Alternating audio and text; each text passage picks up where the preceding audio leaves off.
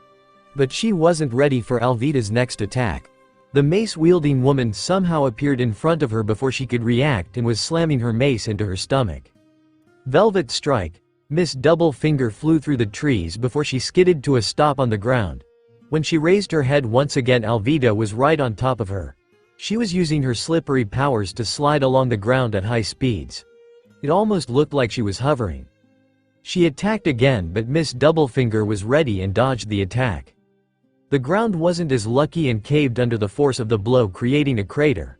Miss Doublefinger readied her next attack by turning her entire body, even her hair, into spikes before roiling into a ball.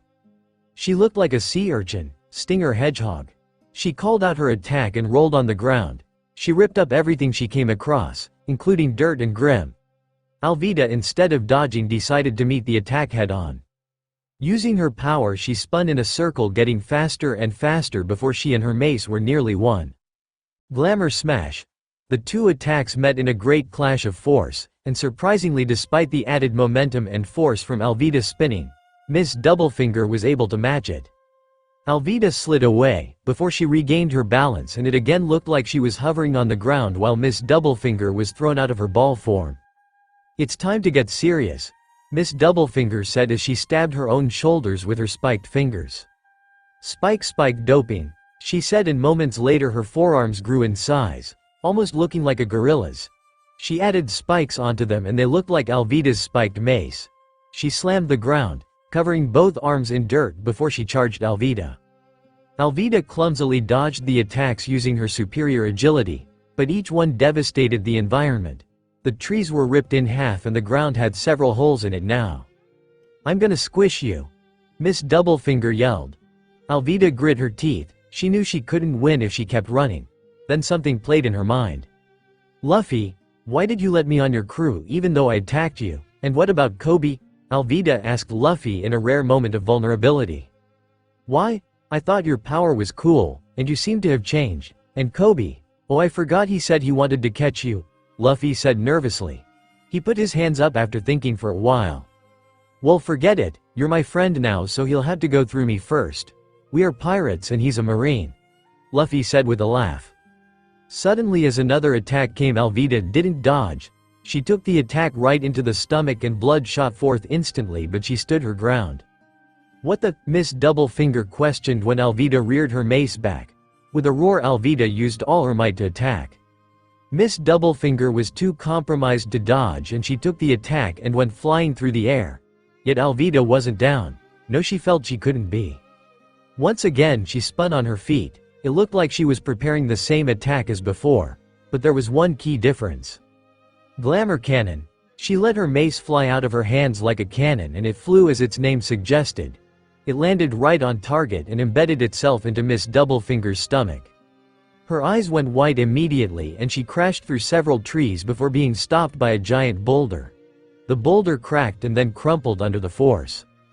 Alvida slowly walked over as blood continued to spill from her stomach. As she stood over her opponent and picked up her mace, she looked up with a smile. "I must look stunning right now." Alvida vs Miss Doublefinger * winner Alvida. Back in the clearing, Jin and Nijiko were fighting also. Though for Jin it wasn't much of a challenge. He easily dodged another one of Mr. Five's booger bombs and nearly yawned.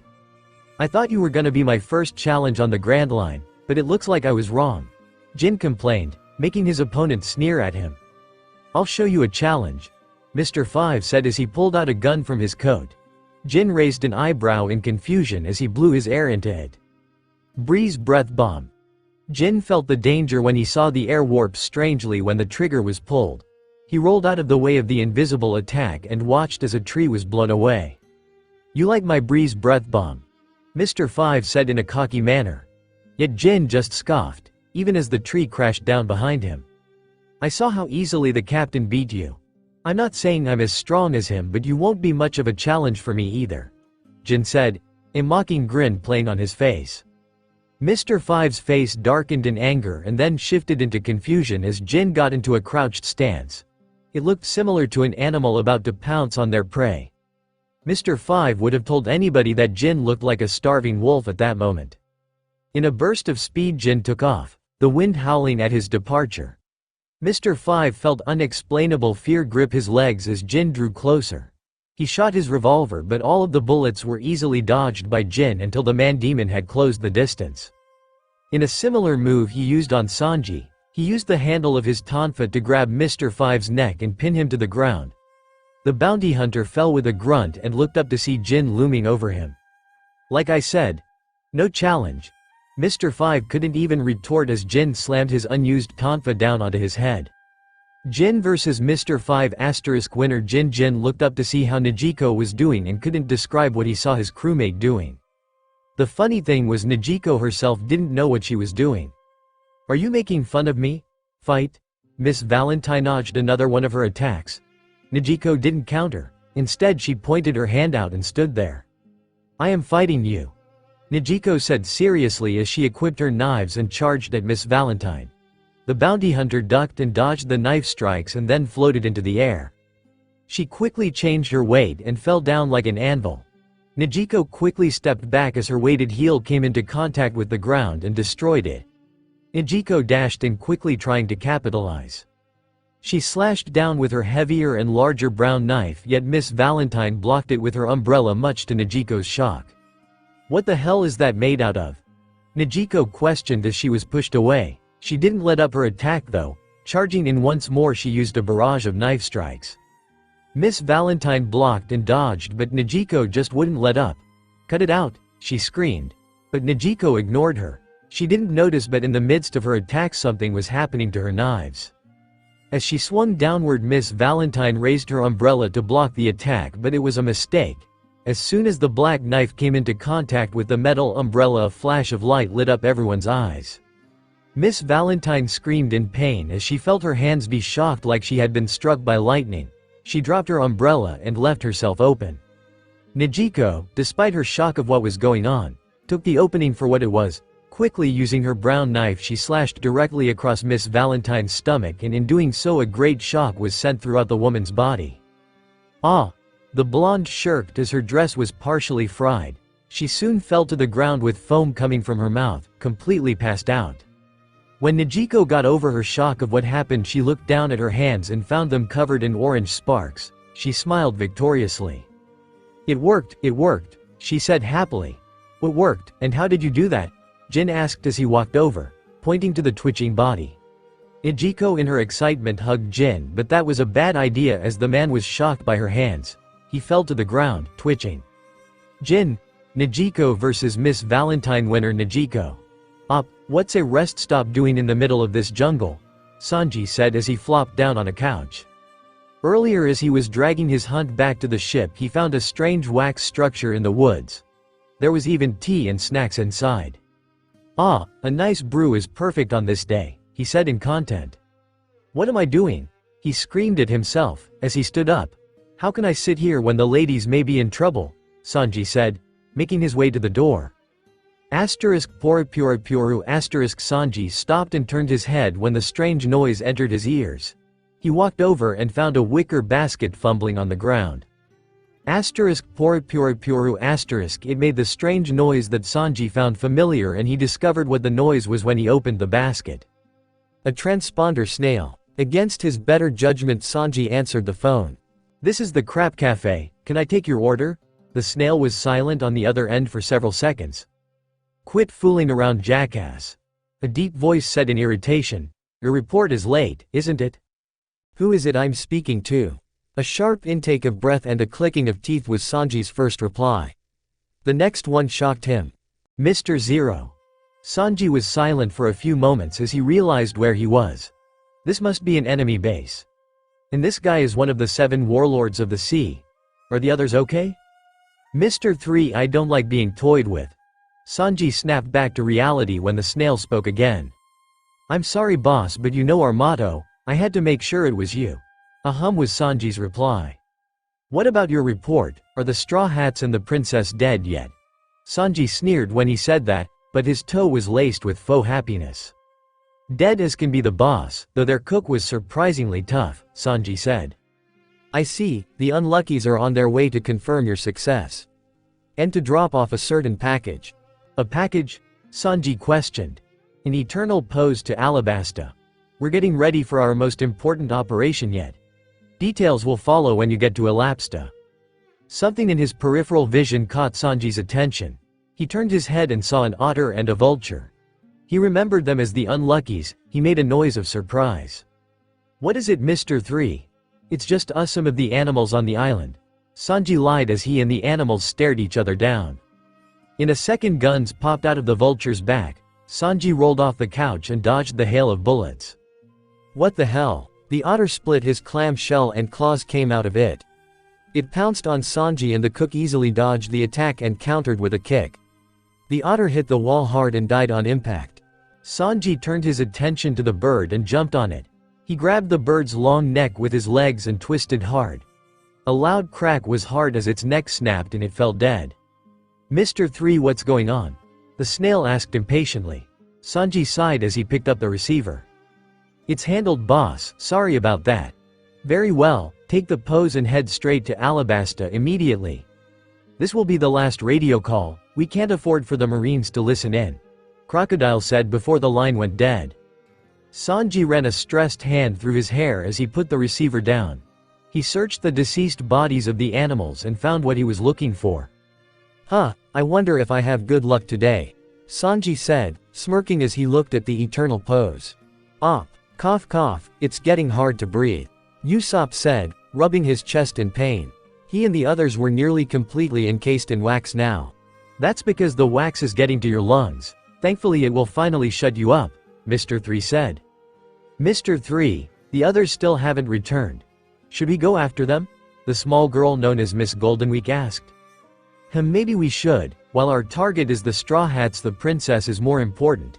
As he was contemplating this, he heard footsteps entering the area. "Luffy!" Nami yelled happily. Her smile faded when he didn't return her greeting. He walked with slow and deliberate steps. His eyes were shadowed by his hat. Shiro was on his back, passed out. The crew could tell he was angry. "Who was it?" he said, his voice tinted in anger. "Who did this to Shiro?" "You mean that stupid lion? He thought he could catch us, not knowing he was out of his league." Mr. 3 mocked and laughed. Luffy slowly put Shiro down and then continued his walk. "Luffy, you have to destroy this thing. It's turning us into wax statues," Nami advised anxiously. "Tranquil green," Miss Goldenweek, painted over Luffy's shirt with a green symbol. He turned to her with a sharp look. "It was you," he said as he started to walk towards her. She stepped back in fear when she realized her attack didn't work. Miss Goldenweek had the power to hypnotize people using color. Green made people calm, but Luffy's anger still burned bright. Laughter yellow. Another symbol, yet it didn't work. She stepped back again. Fear started infecting her entire body like a plague. As he grew closer, his quiet footsteps echoed in her mind like a bell tolling her demise. Sorrowful blue. Another, and Luffy didn't stop his advance. Miss Goldenweek felt her legs stop working and she fell to the ground. When Luffy stopped in front of her, he looked giant in her eyes. Bigger than Dory and Broggy. In her terror-filled mind, she was staring at a monster covered by a straw hat, scarier than any painting she could draw. Miss Goldenweek passed out. Luffy to Mr. 3, who was shocked at what just happened. His mouth was open in unsung horror as he and Luffy's eyes locked. You bastard straw hat," Mr. 3 screamed in anger. Luffy showed no reaction. He only stared blankly at the man before him. Candle lock. Wax exploded from Mr. 3's hands and shot towards Luffy in a straight line. Luffy dodged to the side and started to run toward him. Once again, wax launched from Mr. 3's hands and Luffy dodged until he was right in front of him. He reared his arm all the way back to the tree line before he whipped in back with a loud snap. Gum gum. Bullet. Before his attack could hit, however, a white wall of wax was erected in its path. Mr. 3 laughed when Luffy's fist made contact.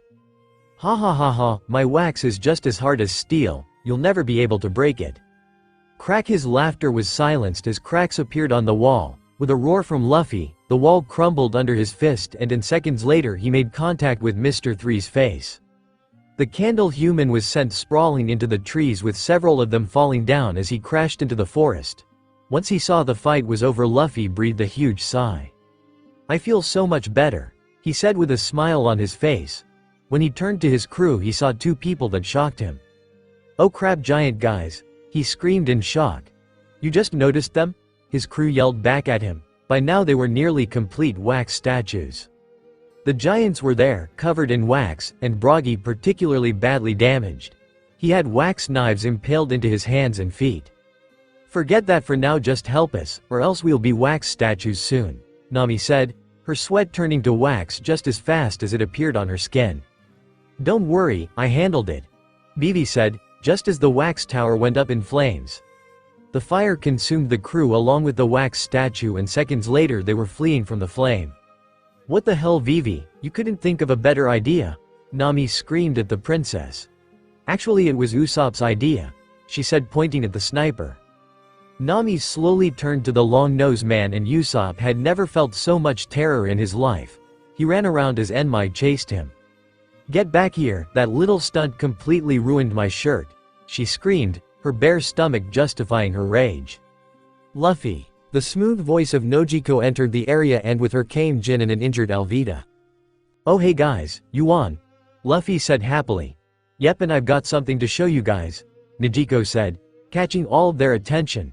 She started to rub her hands together really fast, much to their confusion. "What are you doing? Trying to start a fire?" Zoro joked. But then his question was answered. A buzzing sound was heard as Nojiko pulled her hands apart and thick orange electric ropes appeared in her hands. "Nojiko, you ate a devil fruit," Nami screamed. "Yep," Nojiko said. "That's so cool," Luffy said as he grabbed her hands despite the electricity. "Wait, Luffy," Nojiko yelled in fright, but her captain was unaffected by her power. "When? How? Why?" Nami fired off question after question. "Just a little while ago, and I found it when we were looking through those bones, and I ate it to get stronger." "Alvida, are you okay?" Vivi asked worriedly for the older woman as she saw the wound on her stomach. "I'm fine, you should be worried about that Spike bitch," Alvida said, before turning her attention to Luffy. "Do I still look good, Captain?" she asked, striking a provocative pose. Luffy laughed. "You look great, Alvida." The woman blushed. "Oh honey, I love you so much," she swooned before hugging Luffy tightly. "Cut it out, you tub of lard. You're getting blood all over the rubber brain," Nami yelled at her. Alvida stuck her tongue out mockingly, making Nami sneer. The reunion of the Straw Hats was cut short when it started to rain heavily, but that wasn't completely correct. It was actually a rain of tears. "Dory, I'm so sorry my friend," Bragi wailed loudly. His tears extended to Usopp as well, and despite the sniper never meeting the other giant, he felt deeply as an aspiring warrior. "Stop with all the noise." Bragi's tears were stripped away and replaced with absolute surprise. "Dory, you're alive. Must have been the weapons," Dory said, struggling to sit up. "That's right, even weapons made from Elbaf wouldn't hold up after 100 years of battle," Usopp said, joy tinting his words. "Oh, I'm so happy, I didn't want to beat you like that," Bragi Sia, hugging Dory tightly. "Like you could beat me any other way," Dory said, grimacing at his aching wounds. "The hell, you trying to start something?" Bragi said, bumping heads with him. "Why are you fighting again?" Later the group was resting after the day's events. The enemies were scattered over the island, bleeding out or unconscious. Shiro was awake again and Alvida had bandages on her stomach now. "I'm sorry everyone, if it wasn't for me," Vivi started, but then she was cut off by a pinch on her cheek. "Now none of that, nobody here is blaming you," Nami said, pointing to the group. "Yeah Vivi, it's cool," Luffy said, eating a rice cracker. Shiro was tucked into his side as was Alvida. "Ladies, I'm here," Sanji yelled, as he came into view. "Where the hell have you been? We almost died," Usopp yelled at him. "You look fine to me," Sanji said, but then he saw Alvida with bandages on her stomach. "Alvida-chan, what happened? Was it that Mr. 3 bastard?" Sanji asked angrily. "How do you know about Mr. 3? Vivi asked. "Well, I got mistaken for him over the phone earlier," Sanji said, as he draped his jacket over Nami's shoulders. "I found this wax base in the jungle, and had a conversation with Mr. Zero." "You talked to Crocodile?" Vivi yelled in shock. "Yep, and I told him we were all dead, so we don't have to be worried about being hunted for a while," Sanji said as he reached into his pocket for something. I also got this, he said, holding out the eternal pose. Vivi couldn't hold back her happiness and jumped on Sanji to hug him. Thank you so much, Sanji. No problem, princess. Sanji said happily with hearts in his eyes. Welp, I guess it's time to go, Luffy said. Let's have a party on the ship, he exclaimed in excitement. Yeah, half of the crew yelled together. Op. I obviously won, Sanji yelled. I thought we were going off pounds not length. Zoro countered and Sanji's top lip turned up in disgust. Of meat not fat, Luffy will barely get to eat that, let alone the ladies. If we're talking about pounds, then I obviously won, Jin interjected. Shiro sat dejectedly on the side as he wasn't able to score a second catch. Who gives a damn, we can't take all of it anyway, just get as much as you can, Nami scolded them. Yes, Nami. Sanji swooned. Later, after the crew had stored all the food they could onto the ship, they were sailing away.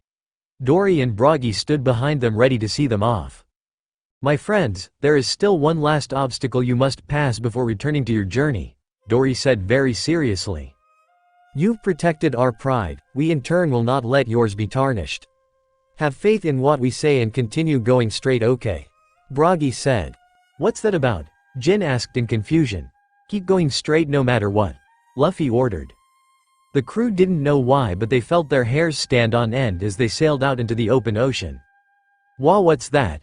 Nami yelled in horror as a large mass started to rise from the depths of blue. Usopp let out a gasp of shock when he realized what it was. A giant gold. Quick, Usopp, turn the rudder before we get eaten, Nami said. No, we have to go straight, isn't that right, Luffy? Usopp said nervously. Yep. Luffy agreed as he sat on the head of the Mary. Behind them the giants laughed when they laid eyes on the goldfish. They had a nostalgic recognition in their eyes. Island Eater, it's been so long, Dory said as he pulled out his sword. Remember nothing at all, Island? Gia ga ga ga ga ga, you mean that piece of shit, Bragi said as he pulled out his axe. The only thing our weapons can't reach is the blood-soaked serpent, Dory said as he gripped his sword tightly, his muscles bulging as he channeled all his power. Bragi mimicked his friend's actions and a red glow took over his sword. Farewell, friends. Hokoku. With a mighty swing from both giants, a slash ripped through the ocean and hit the giant goldfish and the Mary. Inside the giant goldfish, the Straw Hats besides Luffy were panicking. Luffy, are you sure we can trust these giant guys? Sanji yelled as the sky was eaten up along with Mary. Just keep straight, Usopp screamed with tears running down his eyes. Shut up, it doesn't matter, we already got eaten, Nami screamed at him. Hold on to something, guys, Luffy warned, and just as he said this, something impacted the ship with great force. The force was so great it blew a hole in the goldfish's body and the Mary flew into the air. Woohoo! Luffy yelled in excitement as the wind hit his face. They cut the ocean, Alabolf warriors are so awesome, Usopp said. To Alabasta, Luffy yelled. Yeah. It was the dead of night on the Going Merry. The sea looked as vast and endless as the starry sky above. The waves gently rocked the Mary and her inhabitants, keeping them in a slumber. The only two with open eyes were those on watch, the captain and his loyal lion companion. Luffy stretched out on the head of the Mary, a serene smile on his face as he stared up at the sky. This is nice, he said, and Shiro purred in agreement. Do you mind if I join you? Luffy looked up at the new voice. He found Vivi standing there. Sure. The princess walked forward and propped her elbows on the banister. Luffy didn't look at her. Luffy, I wanted to apologize to you. Luffy cocked an eyebrow up in confusion. I put your crew in danger, for a country you never heard of. Vivi's face was clouded with distress and guilt.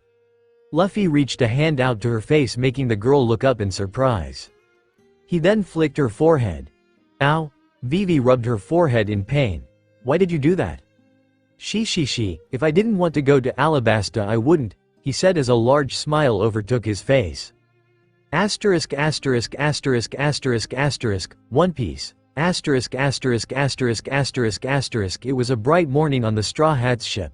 Everyone was up and about, besides the captain anyway. Alvida sighed in pleasure as she sunbathed on the deck. Her mace lay beside her just in case. This is nice, Nijiko said from beside her, for once joining the vain woman. I told you, it would do you good to take care of yourself. It would do you some good to train once in a while, Zoro said, from the side exercising with a literal ton of weight. Says the man who had to be saved on the last island. While I took down the enemy. Alvida mocked him, much to Zoro's dismay. She's got you there, Jin said, laughing at his crewmate. Oh ladies, I have your appetizers. Sanji swirled into view, gliding over to Alvida and Nejiko with drinks and snacks in hand. Thank you Sanji, Alvida said, smiling and rubbing her long nails under his chin hairs. Sanji nearly purred from the action. No problem. Sanji thanked mindlessly before walking back to the kitchen. So Vita, teach me how to use my devil fruit, Nejiko said excitedly. Alvida waved it away as she sipped her drink. I can't really teach you how to use it, you just have to do whatever feels natural. Nejiko tilted her head. What feels natural? Yeah, besides my powers are more passive than yours. You should talk to Luffy about it. Alvida advised, making Nejiko slump in her chair. Our captain is still asleep, she complained. Speaking of which, it's weird that Nami is still out too, Jin said. She's usually one of the first people up. Guys, something's wrong with Nami. Vivi's shout echoed throughout the entire ship. Nejiko was on her feet before anybody and she left sparks of electricity in her wake. Nami, what's wrong? She asked, finding her sister leaning on the banister and breathing heavily. We had to turn the ship, she said weakly. Turn the ship around, Nejiko yelled out as she wrapped her arms around Nami. The navigator leaned into her sister and Nejiko. She gasped when she felt her body temperature. Jin did what she said and turned the ship around, and just a few seconds later a storm appeared right where they were sailing. Vivi's eyes shifted to Nami with unhidden awe. You shouldn't be able to read weather patterns on the Grand Line, but she did it perfectly, she thought. Come on Nami, we have to get you to bed, Nejiko advised, trying to lead the woman back to the women's quarters. No, I have to navigate to Alaba. Nami's words were cut short as she collapsed. Nami, Nejiko rushed her sister to the room and tucked her into bed. She was followed by the crew and they were all hovering over Nami's bed. Is she gonna be okay? Usopp asked in worry. She looks like she can barely breathe, Alvida said, inspecting her. I've never seen a fever this bad before. We need to check her temperature. They soon got a thermometer, and Vivi checked the navigator's temperature. When it beeped and she looked at the number, she gasped in shock. It's 104, she exclaimed. This is bad, she could die. Vivi said, her tone dipping into dread. Nejiko lost all the color in her face and she stumbled back against the wall. We have to find a doctor, she said, steadying herself. There should be some on Alabasta, right? How long before we get there, princess? Alvida asked. Vivi gulped as she thought about it. I don't know, but no less than a week, I'm sure. We can't wait that long, Nejiko stressed with a shout. Calm down, Nejiko. It's not like you to get so worked up. Nami spoke up, her tone light but her volume was weak. Look at the paper on my desk, Nami said, leaning up much to Nejiko's protest. Vivi did as she said and found a paper with Alabasta as the headline. As she continued reading, her eyes grew wider and she wrinkled the pages with her continued dread. 300,000 of the country's royal army defected to the rebel army. Originally the 600,000 armed forces could contain the rebel army of 400,000. But now it's the complete opposite. With the way things are, any moment could be the tipping point for the country, Nami said, her breath coming in larboard pants.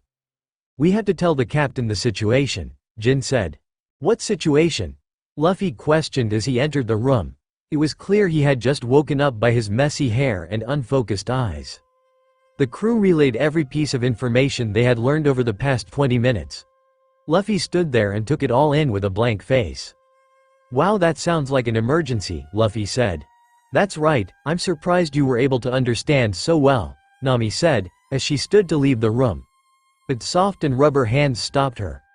Luffy placed her back on the bed and tucked her in. We have to find a doctor, he said, shocking Nami. Luffy, what are you talking about? A million people are gonna be fighting to the death, we have to get to Alabasta. Luffy ignored Nami's complaints. You're more important than a million of anything, Nami. Multiple gasps resounded throughout the room at Luffy's words.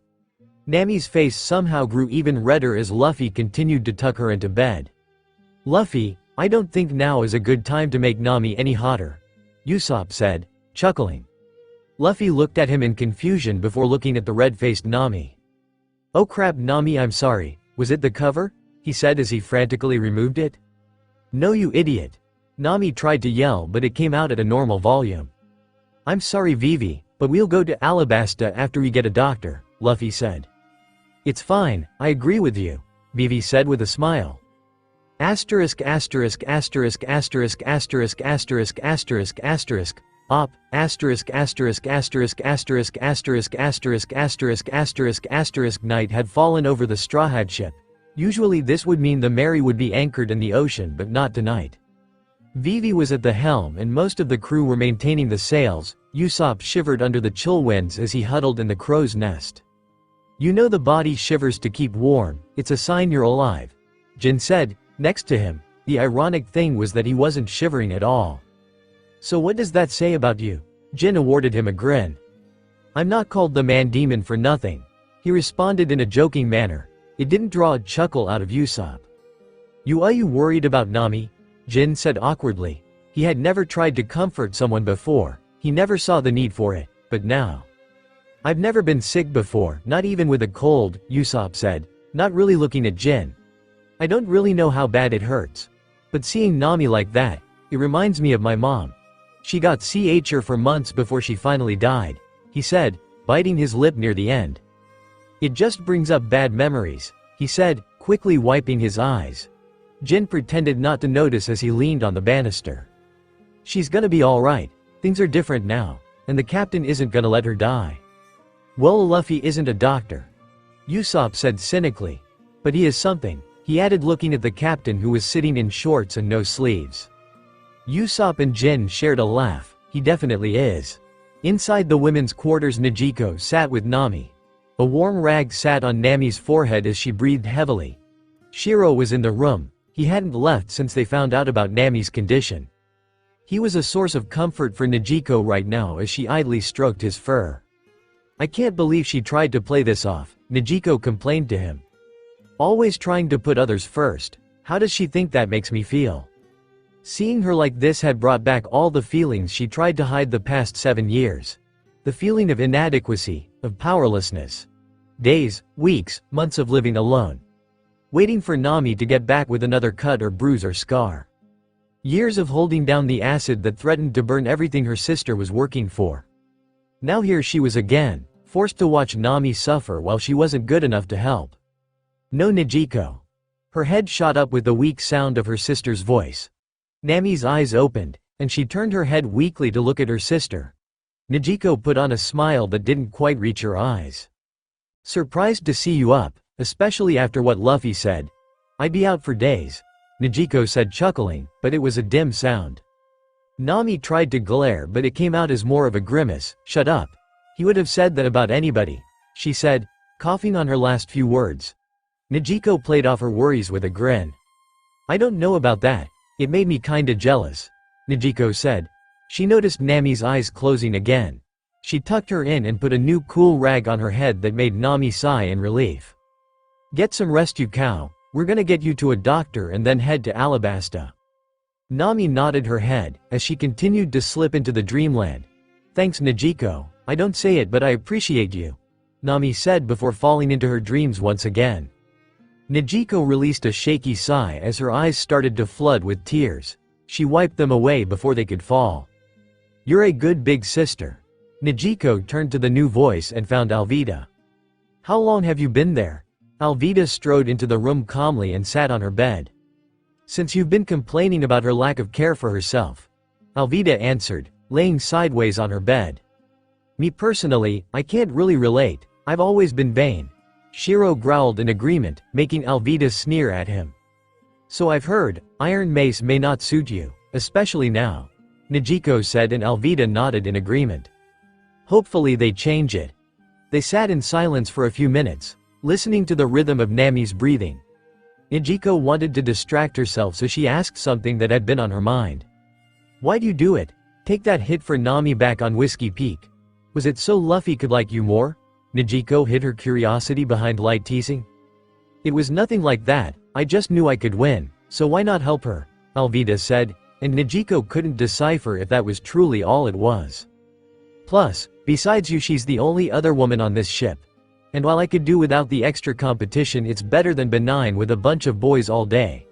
Alvida said, and Nijiko snickered and shook her head. Asterisk asterisk asterisk asterisk asterisk asterisk asterisk asterisk One Piece asterisk asterisk asterisk asterisk asterisk asterisk asterisk asterisk asterisk By the next day on the Going Merry, it was covered in a thin white veil of snow. The Straw Hats were all dressed in winter wear. Besides Luffy. Now it's finished, my masterpiece, Usopp said, unveiling a giant snow sculpture of Kaya's face. Gum Gum Giant Snowball.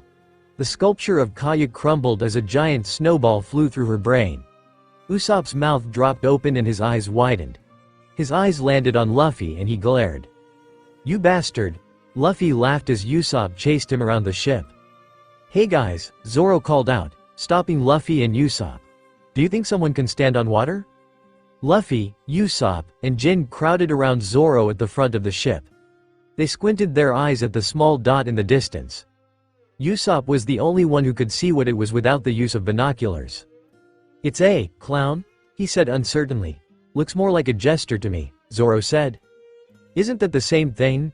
Jin questioned, squinting his eyes through the binoculars. A minute later, they didn't need the binoculars as the clown, jester was in their faces. Zoro dropped the anchor so they didn't drift away from him. He certainly looked like a clown. His outfit was a two-tone green along with a jester's hat.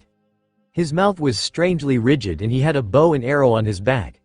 As Zoro said, it looked like he was standing on the ocean. They sat in silence staring at each other. Quite cold today, isn't it? The clown said. Yeah, it's freezing today, Luffy said. Is that so? The jester questioned. Several beads of sweat fell from the crew from the weird reply. Hey, do you feel that? Jin questioned as the water rumbled. Soon the ship started to be thrown around by rough waves. Inside the women's quarters, the occupants hurried to secure Nami. Sanji easily lifted her bed off the ground and held her still. Shiro had his claws dug into the wood so he didn't hit anything. What the hell is going on out there? Nijiko yelled as she steadied herself on the wall. Feels like we got hit by a huge wave, Alvida said as she slid around the room and up the walls. Once the shaking stopped and the boat stilled again, Sanji set Nami's bed down. He glared at the upstairs. I'm gonna kill those guys, he said as he ran up the stairs and he burst through the door. Once he made it to the top deck, he paused. He sighed and lit a cigarette. What happened? He asked. We got ambushed, Luffy said, sitting casually on the banister. I can see that, Sanji said, staring down the barrel of a rifle. He and everyone else on the top deck were surrounded by men in winter wear. Guns pointed in the face. Usopp had his hands stiff in the air, as everyone else stood calmly. A giant ship was face to face with the Merry. The black flag gave away it was a pirate ship. How did you like my ambush ship, the Tin Can King? A rough voice said. A small and wide-bodied man made their way onto the ship. He was dressed in what looked like noble garbs with an animal pelt covering most of it, though a strange thing about him was his completely metal mouth. He mindlessly chewed on a piece of meat impaled by a knife as he looked around the ship. 1 2 3 4.5. He counted the ship's occupants. Only 5 of you and you call yourself a pirate crew? He questioned, but he didn't receive an answer. He ate the meat and then to the crew's shock he ate the knife as well. Let me ask you something. We wish to head to Drum Kingdom. Do you happen to have an eternal pose or a log pose on you? He asked. I've never heard of this Drum Kingdom place before, Luffy said. We do have a log though, he added much to his crew's dismay. I see. Well, if you just hand it over I'll be on my way. Hand it over? No way. So you can just leave, Luffy said, but the man did not make his leave. He stared down the rubber pirate with ill-concealed arrogance. Kill them and take everything. And in the meantime, I'll treat myself to some supper. His mouth grew several sizes and he bit into the Merry. What creamed in shock. Get your mouth off my ship, Luffy screamed as he tried to make his way to Wapple, but he was stopped by a rifle in his face. We should have just done this from the start, Zoro said, as he quickly unsheathed 2 swords. Guns were raised and the bullets flew at him, but he was too fast. He weaved through the bullets and simultaneously cut through all the shooters. Streaming wolf swords. In the wake of his technique, all the enemies fell down bloody. After that, the ship devolved into chaos. Bullets fired and gunsmoke infected the air. Usopp managed to slip away from his captors, as they fired on Zoro and Jin. Don't take on something you can handle. Sanji jumped into a crowd and landed in the middle. He stood on his hands and spun around quickly. Party table kick course. The enemies flew away, and crashed around the ship with bloody faces. Hey, I said, get off my ship. Luffy reared his arms back as he ran to Wapol. Gum gum. Bazooka. His palms crashed into Wapol and like many enemies before he was blasted into the far-off distance. Nijiko and Alvida burst onto the deck with their weapons drawn. But the battle was already done and the enemies had lay on the ship in a bloodied mess. We're in a hurry, so get out of the way or we'll make you, Luffy said, glaring at the enemy ship. We have to get Wapol. If he's in the water he'll die. The enemy ship packed up quickly and fled after their captain. The crew relaxed and put away their weapons. They looked around the ship with a sigh. What do we do about the mess? Alvida said. Asterisk asterisk asterisk asterisk asterisk asterisk asterisk asterisk. One Piece. Asterisk asterisk asterisk asterisk asterisk asterisk asterisk asterisk asterisk. A day later the ship was completely wrapped in snow. Shit, I hate the cold, Usopp said, shivering despite his winter coat. It's a good sign, it means we're getting close to an island, Vivi said from the front of the boat.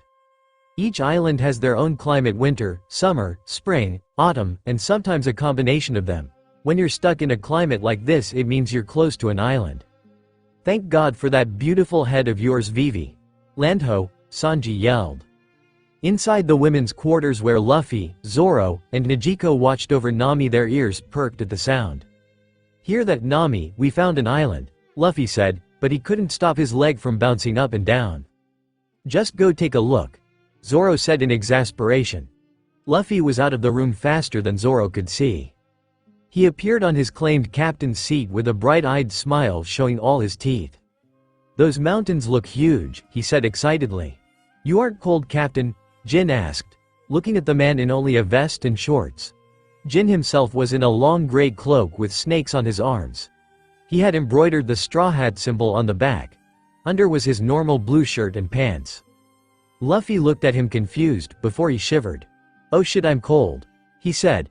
How are you this slow? His crew screamed. Minutes later Luffy was in winter wear that was bought by Nami. A long and thick red coat, and a jean version of his shirts with white fur of the cuffs, though he still wore his sandals. You look so handsome, honey, Alvida said, gripping him in her arms. Alvida was covered up for once. She wore a long and thick purple cloak and insulated leggings. Her feet were covered by black heels and her head was adorned with her signature white cowgirl hat. In a few short minutes the crew floated into the cape of the island. They were greeted by the residents immediately. Turn around, pirates, you're not welcome here, one of them screamed, and they pointed guns at the crew. Luffy detached himself from Alvida and put his hands up. We're not here for trouble, one of my crew is sick and we need a doctor. That lie won't work on us. I know your flag, Straw Hat. You're the worst man in the East Blue, a real monster. The crew looked at Luffy and he seemed to be trying to contain a smile. We're telling the truth, we won't even touch land, but please, she needs a doctor now, Vivi pleaded, and her voice cracked under her stress. A few tense seconds passed and it seemed they were gonna listen to them, but then a shot rang out. Leave, pirates. Sanji was quick to dodge, and his anger was even quicker to rise. His eyes narrowed and the butt of his cigarette was flattened under his clenched teeth. No, Sanji. Vivi wrapped her arms around him before he could attack. Attacking won't help Nami, she said, but then another shot rang out and hit Vivi herself. The crew's eyes widened and the noise around them all felt like it was silenced by the shock. Vivi fell with a thud, and the crew breathed a sigh when they saw it was only a graze. You bastard, Luffy screamed, and he was ready to attack, but he was stopped by Vivi's voice. Luffy, I'm fine, it only grazed my arm. He could hear the pain in it, yet much to Luffy's shock she bowed to her assaulters. You're unfit to be captain of this ship, Luffy. You can't solve everything with reckless action. You have to think of Nami. Luffy's mind went back to Igaram. He remembered the way he bowed his head low just for Vivi. To his crew's shock, Luffy followed suit in her actions. "I'm sorry, we only ask for a doctor, please help my friend." Zoro kept a steady hand on his sword as he watched the civilians look at debate with their eyes. A bigger man stepped forward. Zoro could see the eyes shift from Luffy to this man instantly. "We'll lead you to our town, follow me." Vivi smiled at Luffy at the acceptance. Luffy could see naivety in her eyes. "See, they understood us." "Yeah, you were right," he said as he got from the ground. When Vivi did the same, she was met with forced glares from 3 people. Alvida, Jin, and Shiro. She gulped under the animosity.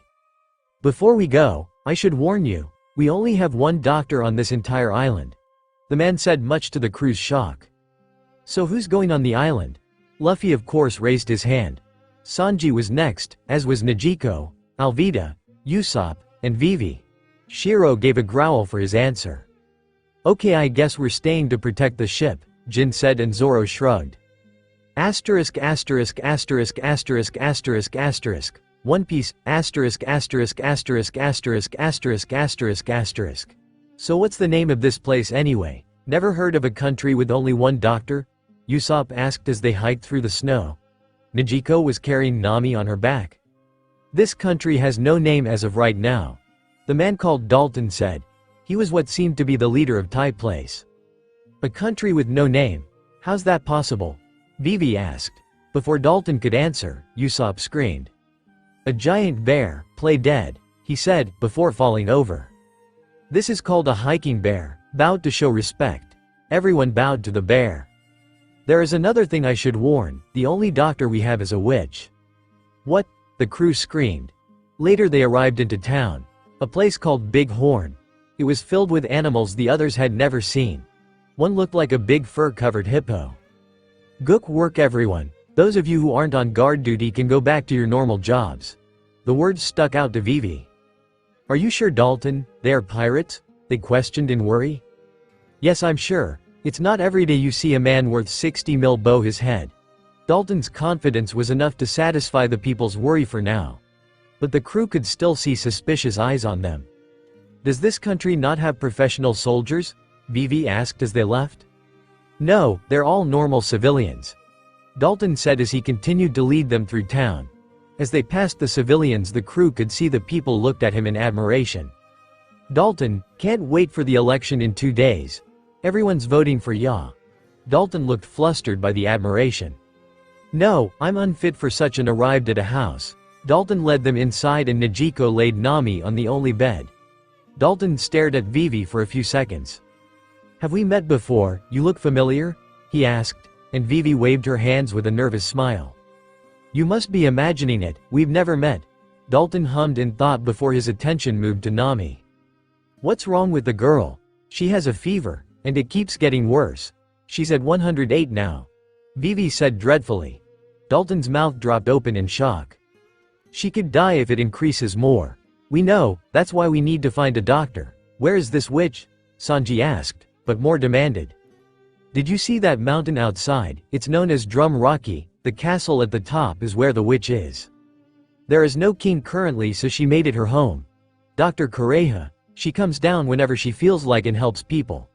Then as payment she takes whatever she wants," he further explained. "She sounds like a pirate," Luffy said. "How does she get down here?" Vivi asked. "Some people say she rides a sleigh down, others say she flies to the village. That's why she's called a witch. That and the fact she's 130 years old." 130? The crew screamed. "Then what can we do?" Vivi said in distress. Luffy walked over to Nami, he slapped her face lightly. Nami, get up." Her eyes opened slowly, it felt like years. "The only doctor is at the top of a mountain, so we have to hike," Luffy said simply. "Don't be stupid, Luffy, Enmai can't handle a hike," Sanji argued. "I'm gonna carry her.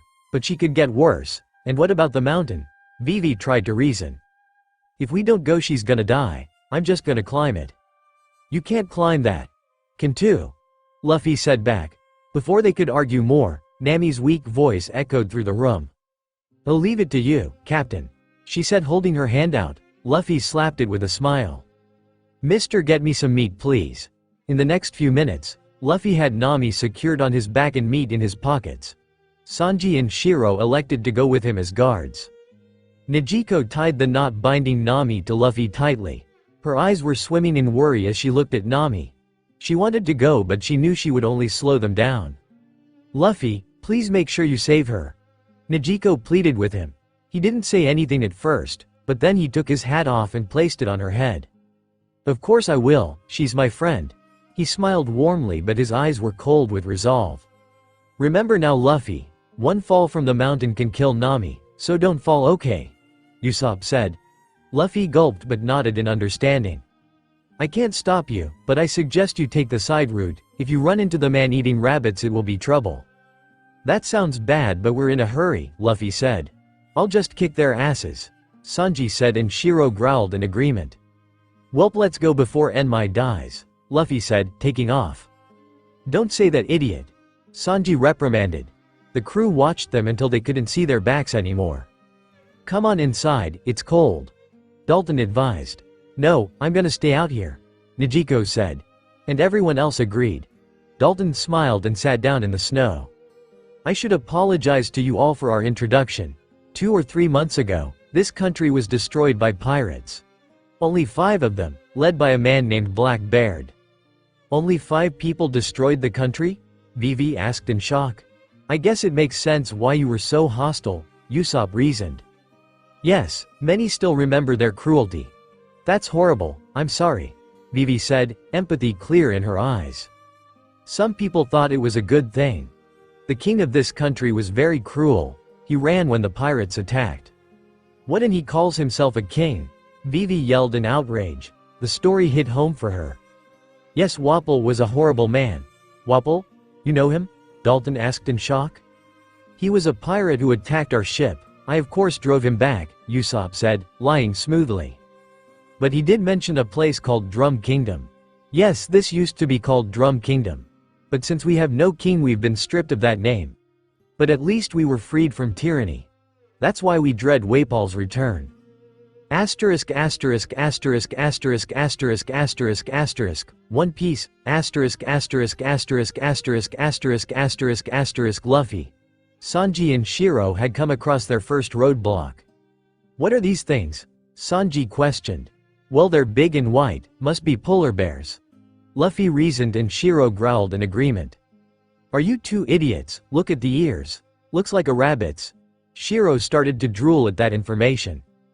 Must be the maple earring rabbit the big guy was talking about," Luffy said. "Man-eating." Right after Sanji said that, one of them jumped at the trio. They were shocked at the speed of the creature. "What the hell, it's like a gorilla." "I thought you said a rabbit," Luffy said, dodging another pounce. He geared up an attack, but Sanji stopped him. "No, Luffy, any impact from fighting could fall back on Nami and she could get worse. Leave the fighting to us," he said, kicking a Luffy in the stomach. He kissed his teeth when he realized he couldn't get a full power kick because of the deep snow. "Okay," Luffy said, easily dodging the group that tried to get him. They were soon taken care of by Shiro. Even in deep snow his claws weren't hindered. "Guys, we should run," Luffy said, and soon more and more Laffins rose from the snow. "Use the forest as cover," Sanji said as they darted to the white trees. Luffy saw a cliff for elevation. "We can climb up here," he said as he and Shiro jumped onto the cliff with one leap, while Sanji used a Luffy as a springboard. "They're still after us," Sanji yelled in irritation. "Just keep running to the top," Luffy said. They did as Luffy said, but soon they stopped when they felt a rumbling. They turned around and saw the rabbits jumping up and down. "What are they doing?" Luffy questioned. He was soon answered, and the rumbling started to shake the mountain. "Those stupid rabbits," Sanji said in horror. "They caused an avalanche. Run, Luffy." "Where?" "Anywhere." Asterisk asterisk asterisk asterisk asterisk asterisk asterisk asterisk asterisk One Piece asterisk asterisk asterisk asterisk asterisk asterisk asterisk asterisk asterisk asterisk. The crew sat in the snow, and Nijiko couldn't help but see that Alvida was making a weird face. "What's wrong, Vita? Wouldn't expect you to look so bothered. That worried about Nami," Nijiko said, holding Luffy's hat to her head. "That's not what's bothering me," she said before she glared at Vivi's head, making the princess shiver. "What did Vivi do?" She called Luffy a failure of a captain, Usopp said, and Nejico looked shocked. Vivi looked embarrassed by his words. Usopp explained to Nejico what happened and she chuckled by the end. You're lucky Luffy isn't like everyone else, she told Dalton. It would seem so, he said, with a small smile. And you, that was brave, insulting a captain in front of his crew. But it was harsh, especially to the man putting his neck on the line for you, Nejico said, making the princess duck her head in shame. But thanks for being so worried about my sister, she added. Alvida kissed her teeth and looked away. Don't mind Vita, she'll be over it soon. I won't, Alvida said. Oh hey Dalton, you were looking for the doctor right? She just came to the neighboring village. What? Asterisk asterisk asterisk asterisk asterisk asterisk asterisk asterisk asterisk. One Piece. Asterisk asterisk asterisk asterisk asterisk asterisk asterisk asterisk asterisk. Luffy's footsteps were the only thing that could be heard on the silent mountain in the wake of the avalanche. He set Nami down and placed his coat over her body. I'll be right back, Nami. He leapt from the safety of the cliff. He followed his feeling where Hivalanche Sanji had taken a hit meant for him and was buried in the snow. It didn't take him long to find Sanji and he was in horrible shape. Blood was leaking from his mouth and Luffy could feel he was weaker than ever before. Shiro popped out from the snow next to him with a worried look in his red eyes. Luffy picked up Sanji and made his way back to Nami. He secured her on his back and took Sanji in his arms. Shiro walked next to him as they made their way to the top of the mountain. Luffy walked slowly but with a purpose. As he trekked he came across a luffy. He was clawing at something in the snow. It was a similar arm only bigger, a part of a larger body buried in the snow. Once it noticed Luffy, the smaller luffy growled and stood protectively in front of the arm. Shiro growled back, making the baby luffy cower. Luffy showed no emotion as he got closer. He stood in front of the baby luffy.